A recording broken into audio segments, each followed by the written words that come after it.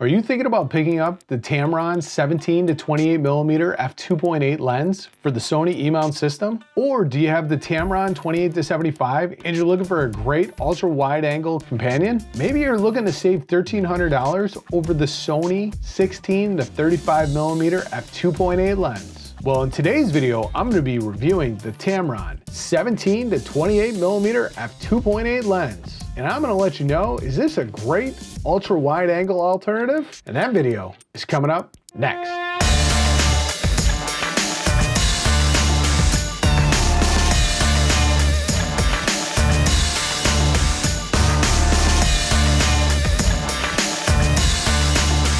Welcome, my name is Brian the Camera Guy. On my channel, I review Sony cameras and their lenses. If that's something you're into, make sure you click that subscribe button and that bell notification so you don't miss out on any of my future videos. Today, I'm super pumped up because I have the Tamron 17 to 28mm lens. This is the first Tamron lens that I've used with the Sony E-mount system. And I'd like to thank my friends over at Delaware Camera for letting me borrow this lens to review for you today. Let's all thank them by going to thecamerspot.com. The Tamron 17 to 28mm f2.8 lens is a full frame lens available for the Sony E-mount system. This lens came out in 2019 and I've been fortunate enough to pair it up with the Sony a9 while doing this review for you today. First off, let's talk about some of the specs of this lens. This is a 17 to 28mm f2.8 to f22 full frame lens. This lens will also work on APS-C cameras and it's going to give you an equivalent of 25.5 to 42mm. Maybe a little bit tight for vlogging. Unlike on the full frame cameras, this might be one of the perfect lenses for vlogging. Now this lens has 13 elements in 11 groups, and it also has 9 round aperture blades. Now that means that you are going to get some nice bokeh balls in the background, and it's going to give you some of that nice blurry depth of field. The autofocus on this lens is really good. I'm very impressed with how Tamron's done. Like I said, this is my first go with Tamron lenses, and I would say that the autofocus is really sharp and really crisp, really fast. Now this lens has no image stabilization, so you're going to want to pair it up with a full frame camera that has the image stabilization, especially if you're out there vlogging, because otherwise you're going to get some really shaky footage. But when you pair it up with most of the new Sony full frame cameras like the a9 or the a7 III or the a7R4, that's going to have 5-axis image stabilization built right into the camera. So it's going to smooth out a lot of those jitters. But still though, if it had image stabilization inside the lens, that would definitely help and improve the image quality even more when shooting video. Now this lens does have a 67mm filter thread, so you're going to have to get a 67mm filter or a step-up ring if you're going to be using this lens outside for vlogging. Now most lenses that I use for video work, like the Sigma 16mm that I have on right now, and the Sony 16 to 55mm f2.8, both of those have a 67mm filter thread. I always recommend picking up the biggest filter that you can get, so an 82mm variable ND filter is usually the way I go, and then I usually buy step-up rings to get that variable ND filter down to my lens size. I get that 67 to 82mm step-up ring, and that's going to help me be able to keep that aperture really low, and of course make sure that I can hit that 180-degree shutter rule. What is that? That means when you're shooting in 24 frames per second, you should have a shutter speed of 1/50th, and when you're shooting in 120 slow motion, you should have a shutter speed of 100 over 250. That's going to help keep the motion blur just right. Let's talk a little bit about the weight of this thing. If you're going to use this as a vlogging lens, do you want a really super heavy setup? Probably not.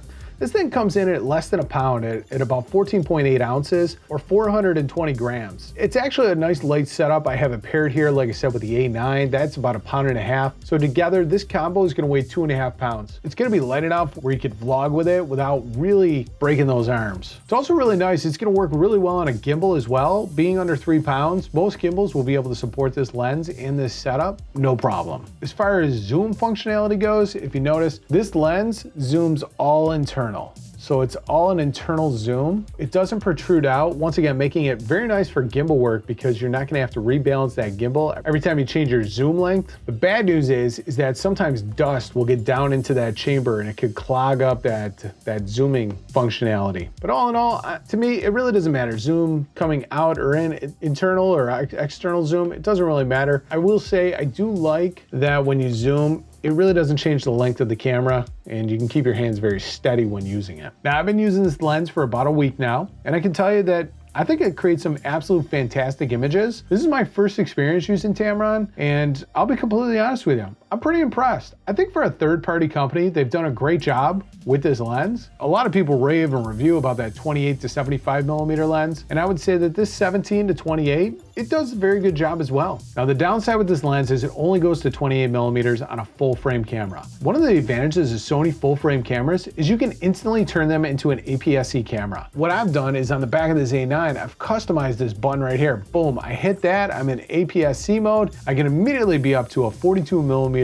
focal length. Now that works great for still images, so you can boom, hit that button and boom, you're right there in 42. Downside is when you're shooting video, you're stuck at either full frame or APS-C. So you have to make that decision before you hit that record button, which camera functionality you're gonna use. Also, the other thing is too, is that when you punch into that APS-C mode, you are gonna lose some megapixels off your camera. Pretty standard with all Sony full frame cameras, but you're still gonna get a great image. So is this a lens that you should pick up? If you're looking to save $1,300 over the Sony 16 to 35 millimeter f2.8, I'd say yeah. Definitely go ahead and pick up this lens. In my opinion, this is one of the best budget zoom options for an ultra wide angle lens that you're gonna find out in the market. It's light enough to carry so you can vlog with it. It's gonna give you some great image. I would say that this is a really good lens. I would recommend picking this up. Pair that with a Sony a7 III, you're gonna have one great vlogging setup. Now, if you wanna see more about this lens, I'll go ahead and I'll leave links down in the description below. Also, if you have any questions or comments, make sure you leave those in the box below. If you like this video, I'm sure you're gonna like the video on the screen now about another lens for the Sony E-mount system. Before you go, make sure you like, subscribe, and ring the bell.